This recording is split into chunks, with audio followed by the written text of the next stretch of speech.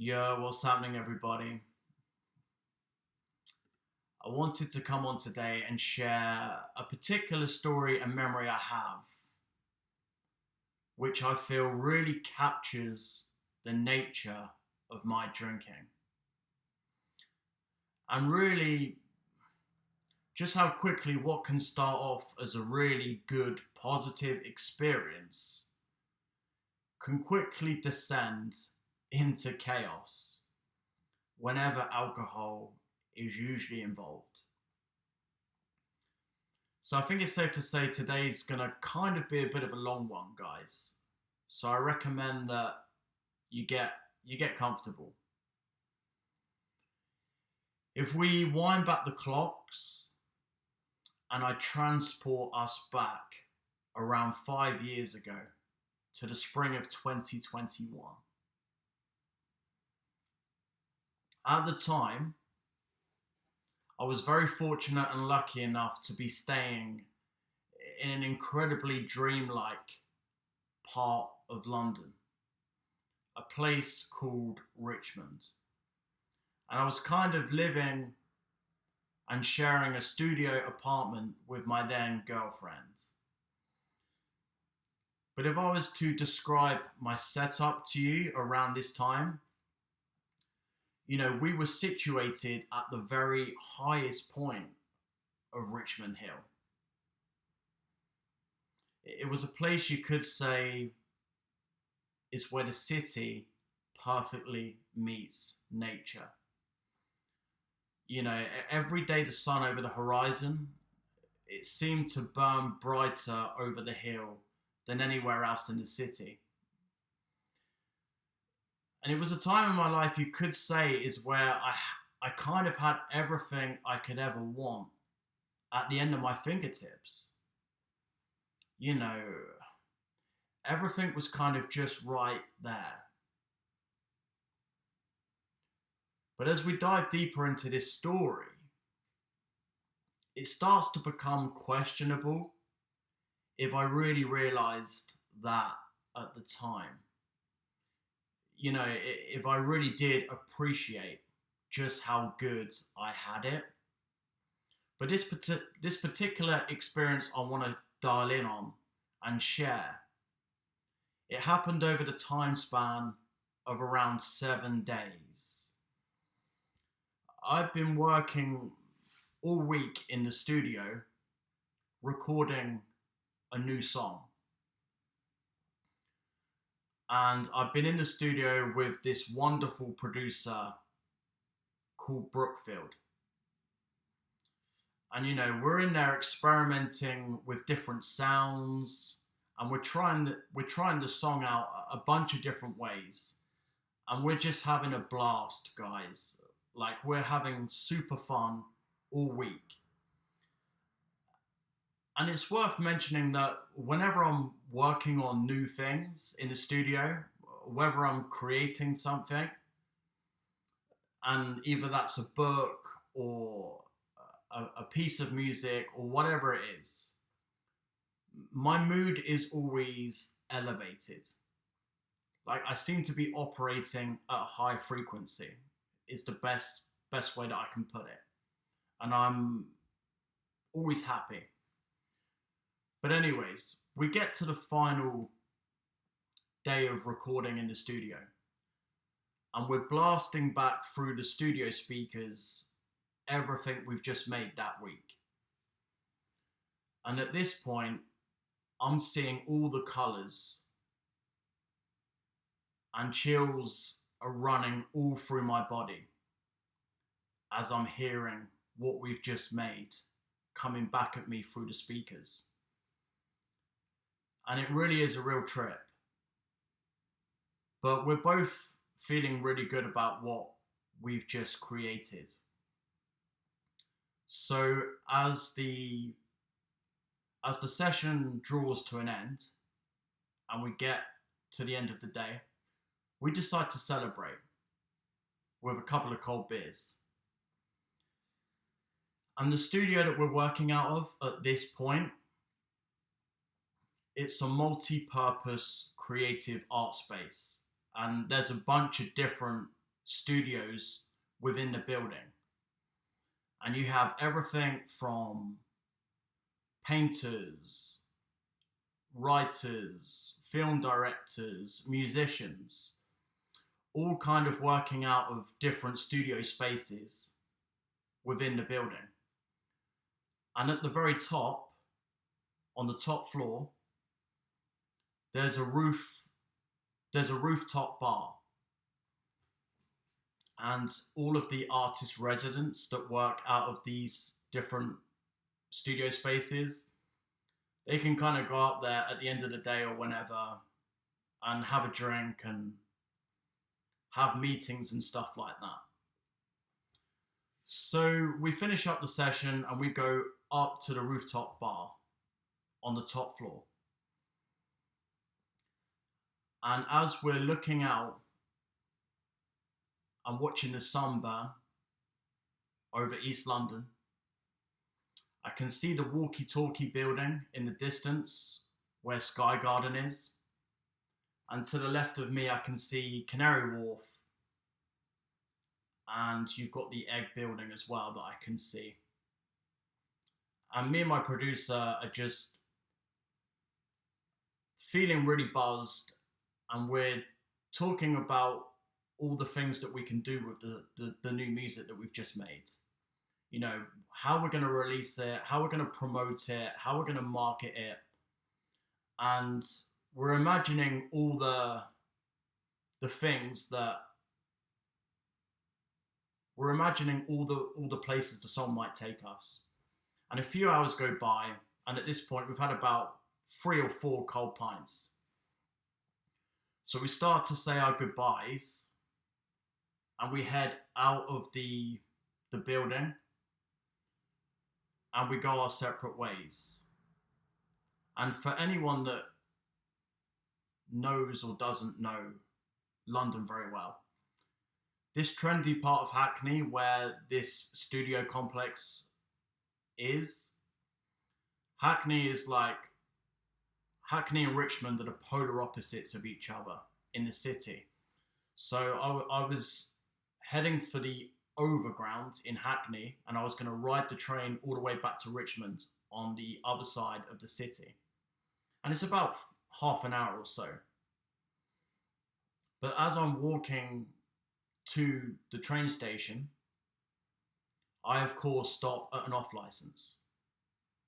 And I walk in and I glance the shop, and instead of heading to the refrigerator to pick up a cold 4-pack of beers or something, I just go straight to the counter. And the shop assistant greets me. He's like, "Hey man, how are you doing? How's your night going?" And I just point behind him and I say, "Yes, my friend, vodka please." And he turns his back to me, and his hand is kind of hovering and floating over the different vodka options. And he starts on the lower shelf, and then I kind of point at him, and he makes his way to eventually the top shelf. And I just say, "Yeah, that's the one. Pass me that bottle of vodka, please, my friend." And this is top shelf, no messing around. It's like a 70 centiliter bottle of vodka. It's the one below the liter vodka. So he grabs it, he puts it on the till. And all I will say about this moment is it must have been quite a slow day in the office, shall we say, because when I went to the till and I asked for this bottle of vodka, the shop assistant, his face lit up like a Christmas tree. It was like Christmas came early. So anyway, I buy the vodka and I head out of the shop towards my train home. And as I'm on the train, I've got my headphones on and I'm listening back to the new finishing mixes of the new song on the train. And at this stage, whenever you've finished a new creative art project that you're really proud of, there's just an electricity in the air. And you just feel really good about everything. And the whole world just seems to open up for you. And it just kind of feels a little bit more expansive and a bit grander. And just the world just seems more of an exciting place again. And it almost feels like the best way I can describe it is when you finished something you're really proud of, you feel like there's this little secret you have that nobody else in the world has heard yet. And you feel like you've landed on something really magical and you just can't wait to share it with the world. And you're kind of dreaming about all the different possibilities of where this new thing that you've made could take you. But anyways, I'm on the train riding it back to Richmond and I'm listening to the final mixes back. And inside my jacket pocket, I've got the bottle of vodka that I've just bought from the off license. And every now and again, when people aren't looking, I'm just pulling out the bottle of vodka and I'm just sinking back shots of whiskey. Just very sneakily when no one's looking. And as I'm riding the train across the other side of town, I'm just doing this more and more on the train, slowly getting more and more blasted. And after about half an hour, I arrive back in Richmond. And when I get off the train, I'm walking through Richmond High Street and I'm looking up at the nighttime sky. And there's a full moon out. And for reasons I can't describe, whenever there's a full moon out and it's late at night and I'm walking around the city, the energy in the air just kind of feels different. There seems to be an electricity in the air. So I guess if you combine that with the fact that I'm feeling super excited and I'm tripping over the week that I've just had in the studio, and also with the alcohol that I've just flooded my body with, it's safe to say this whole evening has turned into a real trip.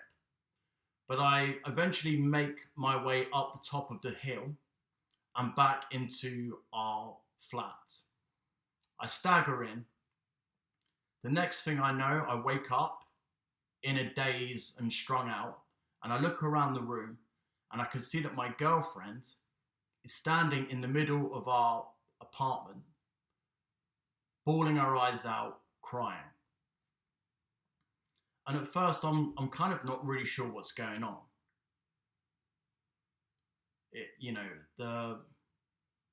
I'm just still kind of coming around from the days and the sleep I was in. But a few moments go by, and my girlfriend just starts shouting at me. And we get into this explosive argument. And as we're having this argument, she looks down, and as she's looking down at her feet, there's a smashed flower vase, and the flowers are all over the floor. And as I'm seeing this, I'm now looking around the rest of the room, and the rest of the flat is kind of, nothing's in its right place. Everything's kind of turned upside down, as if somebody's come in and robbed the place. But it would later turn out that between the time that I've come into the flat and I've passed out, at some point I've just staggered all over the place and I've been knocking things over in my drunken state. And because I'm so blasted at this point, instead of clearing the place up, I must have just passed out. So anyways, we're now arguing, and she's super upset.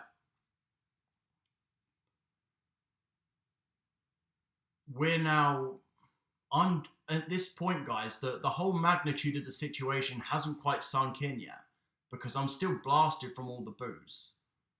So I start in some ways justifying the situation.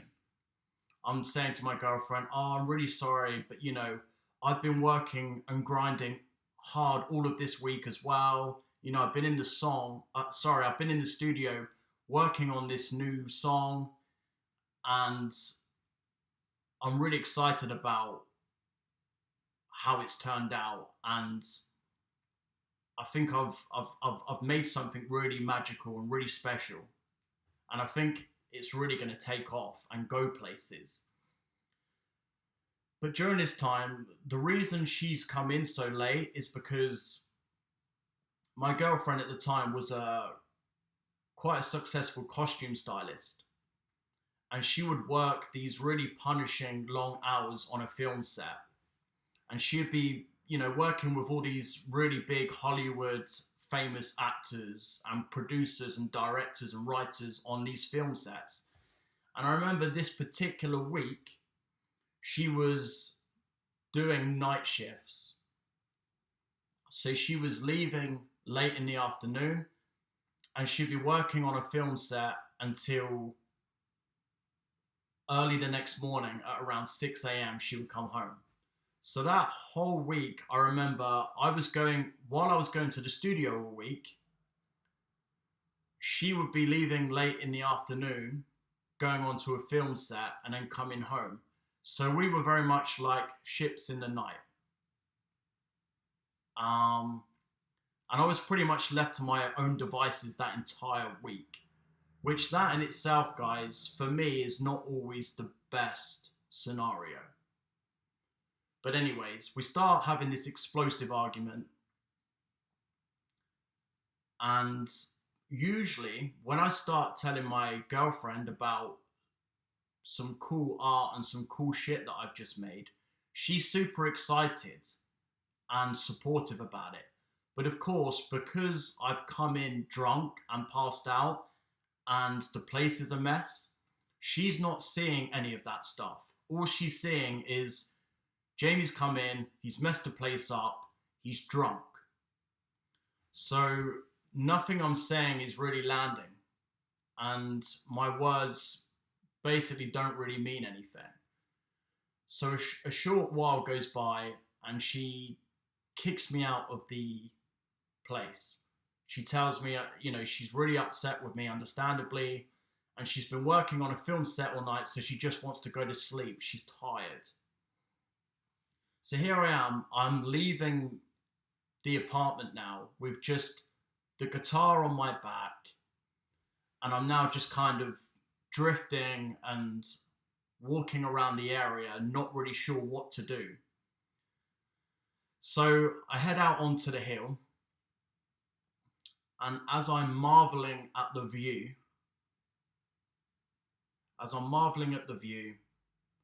I can see the sun coming up over the horizon.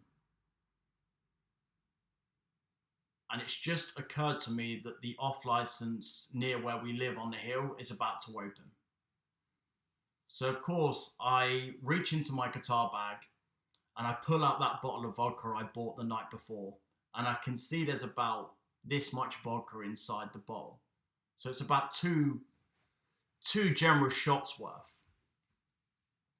So I crack open that bottle and I just tank it back as fast as I can. And you know how this story goes, guys. I cap that off and I head straight to the local off license to buy more booze. And you think it's now day 2. It's about 7 a.m. at this point. And during this time, the magnitude of the situation still hasn't sunk in with my girlfriend. The fact that I've been kicked out because I've been blasted and the flat's upside down. Like, none of that's really sunk in yet. I'm still kind of riding the wave of the week that I've just had in the studio. And with all the booze that's now flooding my body.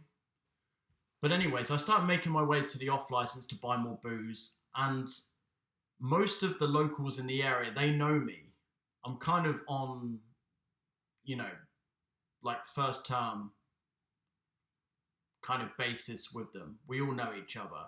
So I'm already feeling very on show, very self-conscious, and a little paranoid about the fact that people might see me this early, just completely staggering around.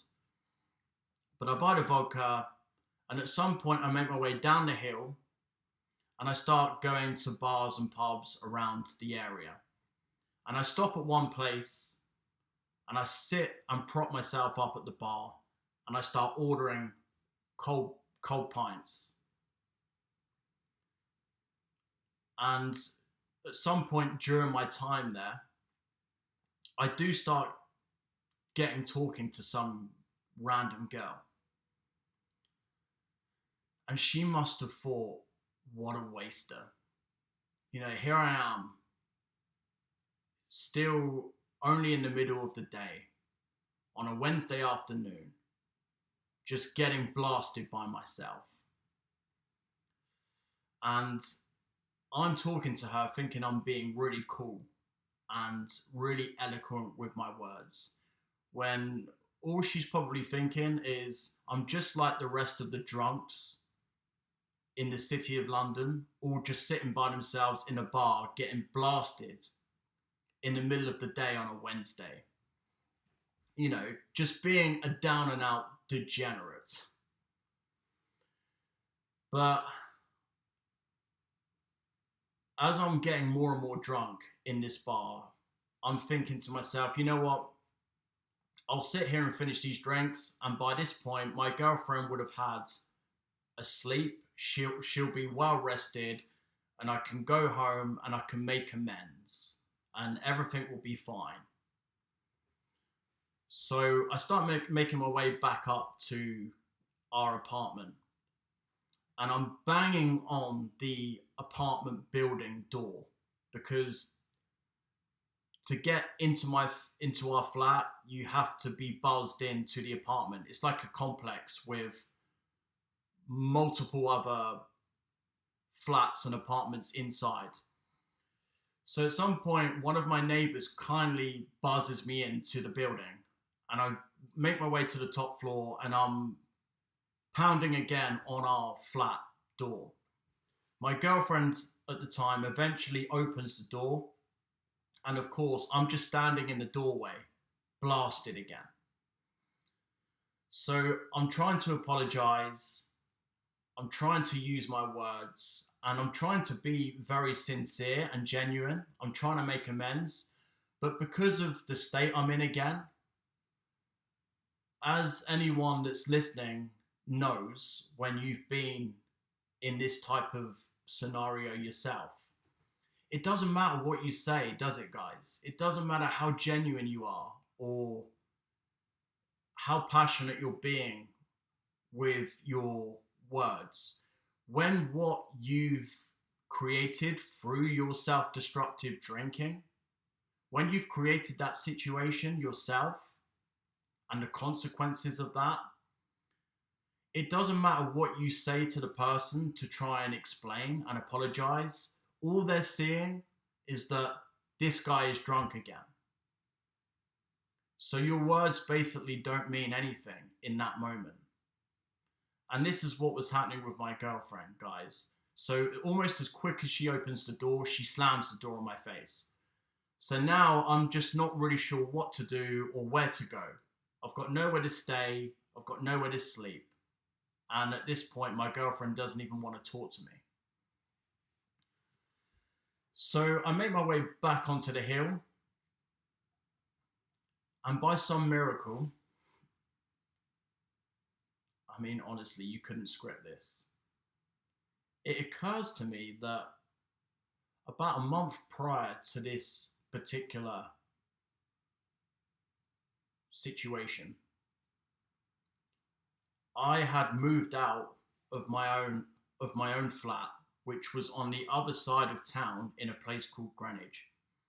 And I just remembered at this point that I still have the keys to that place in my guitar bag.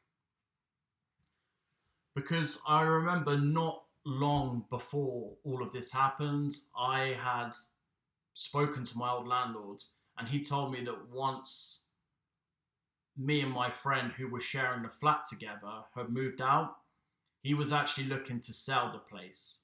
Like, he wasn't going to be leasing it out to anyone new. He was going to be renovating the place and then selling it. And you have to remember the zeitgeist of the times that we were in back then in 2021. We were still in the lockdowns. So a lot of us were either stuck on furlough on a reduced salary, or we'd been cut loose from our jobs and we were just kind of free falling in limbo, not really knowing what was going to happen or what the future would hold. Because so everyone at that point, landlords were getting scared, people were selling off places, their properties, people were moving out of their properties and moving back with families. It was just a very odd time. But anyways, I'm realizing I still have the keys to my old place. So I'm thinking, I had this idea that, you know what? I'm just going to go back to my old place in Greenwich. There's no one there. I'm going to go there and just lay low for a couple of days. So, but I'm quite blasted at this point. We're getting towards the end of day 2 and I'm quite blasted. So trying to ride the train back to the other side of town at this point, it seems quite a mountain to climb. It seems quite an ambitious task. So I pull my phone out and I request an Uber. And what you can do, if you're going long distances with Uber, and it's quite an expensive fare, if you want, you can actually select an option to split the fare and the cab with somebody else. So that means if an Uber driver wants to pick somebody up on the way to your destination nearby, if they're going somewhere near you, they can pick them up and you can split the fare to make it cheaper. So anyways, the Uber turns up just a couple of minutes later. And this is one of the great things about living in a major city, is even in the middle of a global pandemic, you can pretty much have anything you want at the flick of your fingers, and within a few minutes it will be there. And sure enough, my Uber turns up. I get in the Uber, and we're cruising and we're driving across town back to my old apartment. And as we're doing that, I'm getting to know Guys, the Uber driver, and I'm talking to him and I'm excited and I'm talking about all the things I've just made in the studio and when I'm going to release it and all these exciting plans that I have for it. And the Uber driver was quite a young guy. So we start talking about music and exchanging influences and other artists that we like. And it turns out we share similar artists that we're interested in. So now he starts blasting music out on his Spotify playlist in the Uber car. And at some point we stop and pick somebody up on the way. This guy gets in the back seat, and then we start chopping it up and talking. And it turns out he's going to some kind of like party event near my old flat. So now we're sharing shots of vodka and drinking them out of the bottle that I have in my guitar bag. So about half an hour goes by now, and I make it back to my old flat in Greenwich. And I put the key in the door, and when I walk in, I glance the flat, and that place kind of looks like a bomb has hit it as well. You know, there's no furniture in there. There's no beds. There's nothing in the cupboards or the fridges. There's walls that have been completely torn down. And of course, my old landlord has been renovating. So the place is just being completely stripped down and built back up. But none of this really matters to me at the time because I have that bottle of vodka on me, and that's the only thing I care about in that moment. So here I am. I'm now sitting in my old flat on the kitchen floor now, just tanking back the vodka straight from the bottle, getting more and more blasted. And as this night goes on, we're now at the end of day 2. And I'm drunk calling friends and people around me during this time, guys. And I'm telling them about the situation. I'm telling them about this really cool thing that I've made in the studio and all the plans I have for it. But I've also told them about the explosive argument that I've had with my girlfriend and that she's kicked me out. And of course, most of the people around me, my friends, guys, they've heard this all before. They've heard this same story about how what starts off as a really good experience for me quickly descends into chaos. But again, the magnitude of the situation with my girlfriend still hasn't really sunk in, guys. I'm still kind of riding the wave, and my mood is elevated from the week that I've just had, and now the fact that I'm just completely messed up with the booze. So to cap this story off, I just figure I lay low at my old flat, and a couple of days later, I'll go back to Richmond and I'll make it up with my girlfriend, and everything will be okay. And sure enough, things did work out eventually, but unfortunately, there was a bunch more times like this, guys, where my drinking, the height of my drinking would spiral into absolute chaos, and it would always end up getting me into trouble to the point where in the end the booze just started charging me for things that I didn't want to give up. And although sadly me and my girlfriend at the time, we're not together anymore, we didn't break up because of my drinking, but my drinking definitely had a role to play. I know that. And I have a lot of regrets about how I managed that time in my life. And if I could go back, there are things that I would do differently. But anyways, that's a story for another video. But to cap this off, guys, I just want to say thank you. If you've made it this far, thank you. Like and subscribe. If you want to find my music, just type in 2 Moons Under into Apple Music, Spotify, or YouTube. There is a link for my music in the description, the About section of my video channel. But I'll try and drop a link below this video as well. But just to tie things up here, I think the moral of the story is, why did I think I needed alcohol to make that experience better?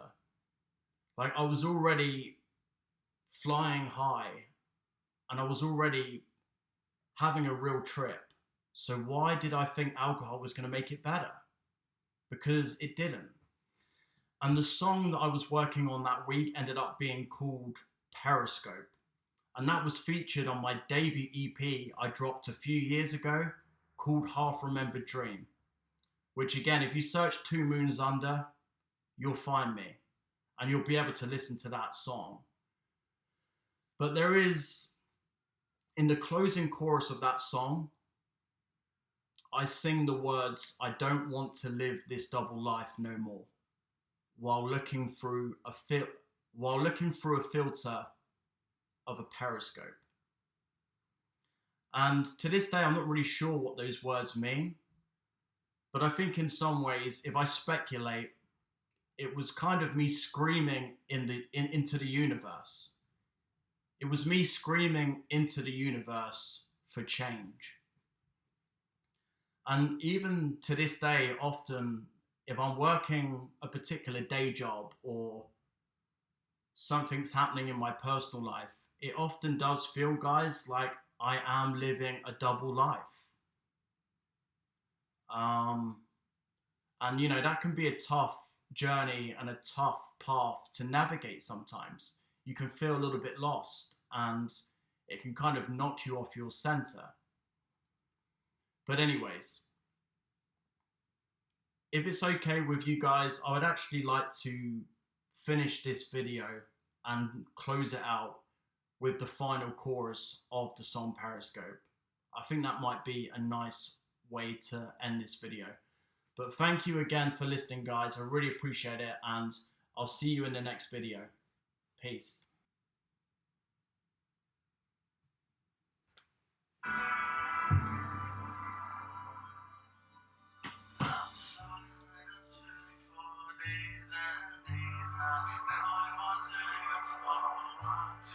So many fireworks going off inside my brain. I don't wanna live this fucking life no more. I've been fighting us for days and days. I don't know what to do.